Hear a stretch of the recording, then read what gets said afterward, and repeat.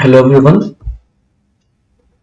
आज हम लोग बर्नौली थ्योरम का डेरिवेशन देखने वाले हैं। Bernoulli theorem basically fluid dynamics के लिए लिखा गया था। इसको देने वाले साइंटिस्ट चार्ल्स आइलर बर्नौली थे। डायरेक्टली हम लोगों ने इसके पहले देखा है कि बर्नौली ने एक स्टेटमेंट दिया। उन्होंने कहा कि the sum of pressure energy and kinetic energy and potential energy per unit volume is constant. So this is basically a direct statement given by him that sum of kinetic energy, sum of potential energy and sum of pressure energy per unit volume is always constant. तो आज हम इसके derivation के बारे में बात करते हैं। हम इसको डराइव करते हैं कि आखिर ये जो बर्नौली ने जो इक्वेशन दिया था इसको हम कहां से प्रूव कर सकते हैं। बर्नौली के इस डेरिवेशन को करने के पहले हमें जिस चीज को जानना जरूरी है और हमने कवर भी किया है वो है आपका equation of continuity. Equation of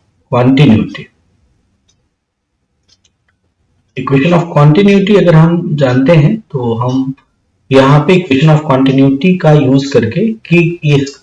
use करके हम इसको इस डेरिवेशन को कर सकते हैं। तो इक्वेशन ऑफ कॉन्टिन्यूटी हमारी पहली रिक्वायरमेंट है। इक्वेशन ऑफ कॉन्टिन्यूटी कहता है कि अगर आपके पास एक वेरिएबल क्रॉस सेक्शन का पाइप है, जहां मान लो फ्रंट का एरिया A1 है और नेक्स्ट दूसरे एंड का एरिया है, या पहले एंड का एरिया A1 है, दूसरे एंड का एरिया A2 है। एंड 1 पे अगर V1 वेलोसिटी के साथ फ्लूइड आगे प्रोसीड कर रहा है और सेकेंड एंड पे ये अगर मान लो V2 के साथ आगे प्रोसीड कर रहा है या ये अगर मूव कर रहा है, तो आप यहाँ पर A1 V1 बराबर A2 V2 लिख सकते हो। अच्छा, इसको हम लोग ऐसे भी तो लिख सकते हैं ना कि A1 into x1 upon T is equal to A2 into x2 upon T, ऐसा भी लिख सकते हैं, राइट। तो आप इसको A1 डेल्टा x1 कर दो या A1 x1 बाई टी कर दो, A2 x2 बाई टी कर दो, राइट। तो टाइम कैंसिल आउट हो जाता है, फिर क्या हो जाएगा भाई, A1 x1 is equal to A2 x2। अब आप इधर देखो, ये जो A1 इंटू x1 है बेसिकली ये वॉल्यूम को इंडिकेट करता है। For A basically area and x is distance, right. Then area into distance, right. तो ये क्या हो जाएगा, इट्स अ V1, ये क्या हो जाएगा V2। मतलब अगर आप किसी टी टाइम में यहाँ का फ्लूइड x1 डिस्टेंस आगे बढ़ा और यहाँ फ्लूइड x2 डिस्टेंस आगे बढ़ा, टाइम इज द सेम, तो जितना वॉल्यूम इन होगा उतना ही वॉल्यूम आउट, जितना वॉल्यूम इन होगा लिक्विड का उतना ही वॉल्यूम आउट होगा। You can say that V1 equal to V2 equal to V। ये हमने क्या किया, ये बेसिकली वॉल्यूम की बात हो रही है, जितना वॉल्यूम इन होगा उतना ही वॉल्यूम आउट होगा। तो इक्वेशन ऑफ कॉन्टिन्यूटी ये भी है, A1 V1 is equal to A2 V2। Equation of continuity ये भी है, A1 x1 equal to A2 x2। और इक्वेशन ऑफ कॉन्टिन्यूटी ये भी कहता है कि V1 equal to V2 means जितना वॉल्यूम इन होगा उतना ही वॉल्यूम लिक्विड का आउट होगा, टाइम सेम अगर प्रोवाइडेड है। अब आप ये देखो, अगर आप यहाँ पे अगर आप डेंसिटी से मल्टीप्लाई करो तो rho V1 is equal to rho V2, और आपको पता है डेंसिटी इनटू वॉल्यूम मास होता है, तो आप कह सकते हो कि m1 is equal to m2 is equal to m, means जितना मास इन होगा उतना ही मास आउट होगा। बट उसके लिए कंडीशन यही है कि टाइम जो है, जिस टाइम मोमेंट के बारे में बात कर रहे हैं, कि जिस टाइम इंटरवल के बारे में बात कर रहे हैं वो टाइम इंटरवल इक्वल होना चाहिए।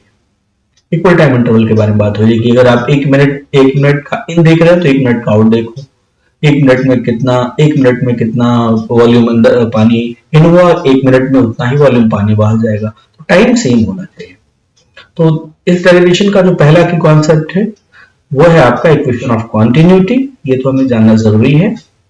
और एक और हमारा इसको प्रूव करने के लिए हमें एक और रिक्वायरमेंट पड़ेगा और वो है आपका work energy theorem. Work energy theorem आपने मैकेनिक्स में देखा था, वर्क एनर्जी थ्योरम को आपने मैकेनिक्स में देखा कि that work done by all forces equal to delta K plus delta, right, work done by all forces equal to delta K plus delta. तो इन दोनों कॉन्सेप्ट का यूज करके हम लोग बर्नौली थ्योरम का डेरिवेशन करने वाले हैं, राइट। तो इसके बर्नौली थ्योरम के डेरिवेशन के लिए हम सबसे पहले एक वेरिएबल क्रॉस सेक्शन एरिया का हम लोग एक वेरिएबल क्रॉस सेक्शनल एरिया का एक फ्लो पाइप ले लेते हैं, राइट। तो इस डेरिवेशन को करने के लिए हम लोग एक वेरिएबल क्रॉस सेक्शनल एरिया का पाइप लेते हैं। मान लो एक फ्लो ट्यूब है या फ्लो पाइप है और ये वेरिएबल क्रॉस सेक्शनल एरिया है। यहाँ का एरिया कैन टेक A1, यहाँ का एरिया A2, राइट।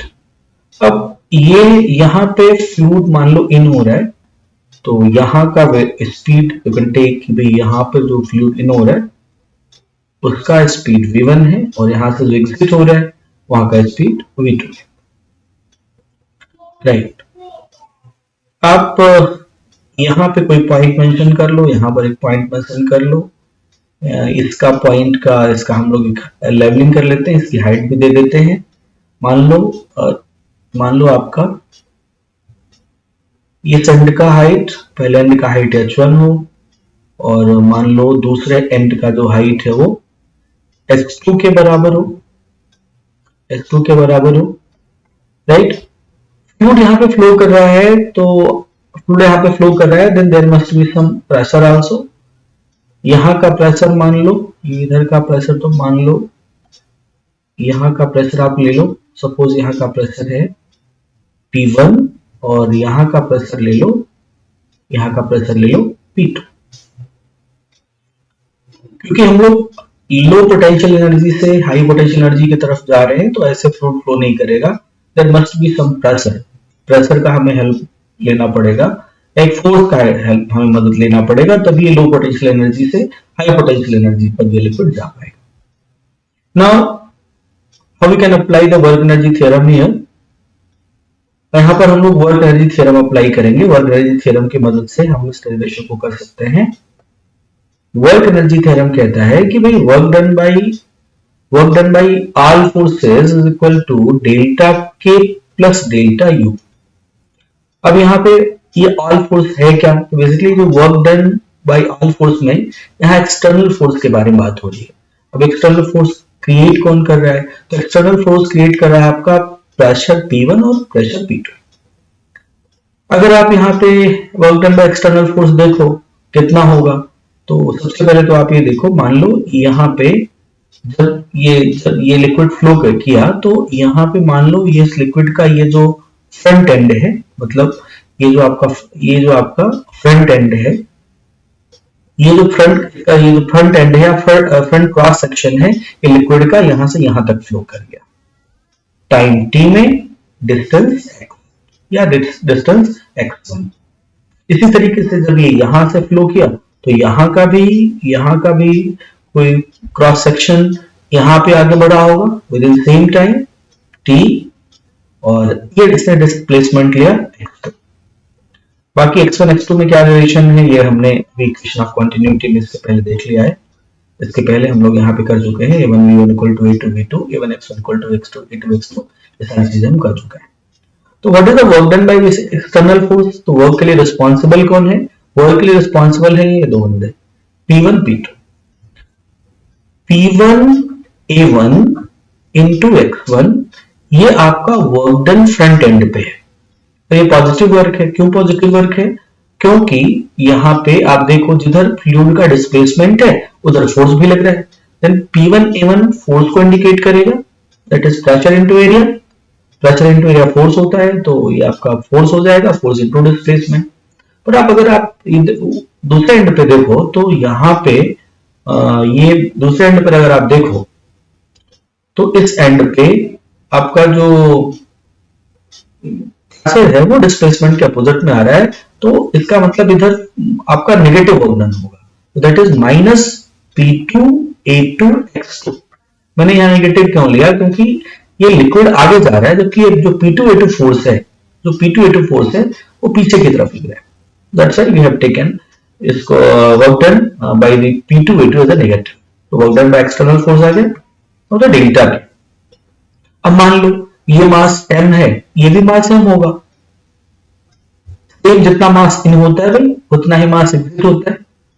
तो अगर आप यहाँ पे अगर इसके चेंज इन काइनेटिक एनर्जी को देखो तो सिंपल आ जाएगा, half m v2 square that is final kinetic energy minus half m v1 square that is initial kinetic energy.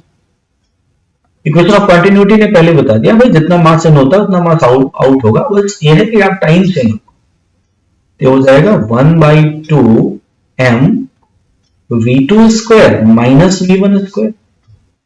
अगर हम यहाँ पे चेंज इन पोटेंशियल एनर्जी के बारे में बात करें then that is mgh2 minus mgh1। तो we can take common mgh2 minus h1। अब हमारे पास तीन इक्वेशन हो गया, एक एक्सटर्नल वर्क डन, एक चेंज इन काइनेटिक एनर्जी, एक चेंज इन पोटेंशियल एनर्जी। इन तीनों इक्वेशंस को हम लोग इस थ्योरम में रखेंगे, वर्क एनर्जी थ्योरम में रखेंगे। अगर इन तीनों को हम लोग वर्क एनर्जी थ्योरम में रखते हैं, तो देखो क्या मिलने वाला है, वर्क डन बाय आर में हमें एक्सटर्नल मिलने वाला है, then that is P1 A1 x1 minus P2, you can take that from 1 2 and 3, P1 A1 x1 minus P2 A2 x2 is equal to half m v2 square minus v1 square plus mg h2 minus h1, isn't? अब देखो अगर आप A1 x1 देखो और A2 x2 देखो तो this is area into distance, then definitely that is volume V1, this is that volume V2। Equation of continuity में आपने देखा कि ये दो सेम वॉल्यूम होते हैं, A1 V1 और A1 x1 और A2 x2 जो होता है अभी आपने इक्वेशन ऑफ कंटिन्यूटी में यहाँ पे देखा कि A1 x1 और A2 x2 की वैल्यू बराबर होती है। बेसिकली ये V1 है, ये आपका वॉल्यूम इन है, ये वॉल्यूम आउट है, लिक्विड का कितना वॉल्यूम इन किया, लिक्विड का कितना वॉल्यूम आउट किया, और ये दोनों ही इक्वल होते हैं सेम टाइम इंटरवल के लिए। तो आप इसको ऐसे लिख सकते हो, P1 V minus P2 V is equal to half m और V2 square minus V1 square plus mg h2 minus h1। ना इधर v कॉमन लेकर के हम अगर v को डिवाइड कर दें, अपर इक्वेशन को v से डिवाइड कर दें तो आ जाएगा P1 minus P2 is equal to 1/2 m by v into v2 square minus v1 square. तो ये जो v है ना वॉल्यूम को इंडिकेट कर रहा है, और ये जो मैंने दूसरा v लिखा है ये आपके स्पीड को इंडिकेट कर रहा है। तो क्या हो जाएगा भाई, ये हो जाएगा m by v into g h2 minus h1, right. तो आप यहाँ पे क्या हो जाएगा, ये आ जाएगा P1 minus P2 is equal to 1/2 mass by volume is basically density, this is half rho, expand भी साथ में करते रहो तो half rho V2 square minus half rho V1 square plus this is rho m by v, rho हो जाएगा that is a density, rho g h2 minus rho this is mass by volume that is a density, rho g h1। आप 1 1 1 को एक side लेके चले हो तो P1 plus half rho V1 square plus rho g h1 is equal to P2 plus, अब आप 2 वाले जितने भी 2 वाले टर्म्स हैं उसको इधर लेके चले आओ तो ये P2 plus half rho V2 square plus rho g h2। ये जो आपको मिला ये बेसिकली है क्या, यही आपका बर्नौली थ्योरम। ये अगर आपके पास एक फ्लो ट्यूब है और उसमें लिक्विड फ्लो कर रहा है तो जो आप किसी भी दो पॉइंट को हमने ले लिया या यहाँ पे और यहाँ पे, then sum of 3 energies, what are those energies, pressure energy, kinetic energy and potential energy. 1 point का जो ये तीनों एनर्जी का सम होता है और 2 पॉइंट का जो ये तीनों एनर्जी का सम होता है वो हमेशा इक्वल होता है। आप इसको ऐसे भी लिख सकते हो that P plus half rho V square plus rho g h is equal to constant, right. ये आपका क्या है, यही आपका बर्नौली थ्योरम है। तो this is the complete Bernoulli theorem, ठीक है, जिसको आप दो कॉन्सेप्ट्स का यूज करके, दो की कॉन्सेप्ट्स का यूज करके आप डराइव कर सकते हो। एक है इक्वेशन ऑफ कॉन्टिन्यूटी और दूसरा है आपका, एक आपका है इक्वेशन ऑफ कॉन्टिन्यूटी और दूसरा है आपके पास वर्क एनर्जी थ्योरम। अगर आप इक्वेशन ऑफ कॉन्टिन्यूटी और वो बर्नौली थ्योरम, अगर आप इक्वेशन ऑफ कॉन्टिन्यूटी और वर्क एनर्जी थ्योरम यूज कर लेते हो तो बस आपको ये बर्नौली थ्योरम का डेरिवेशन मिल जाएगा। Okay, thank you.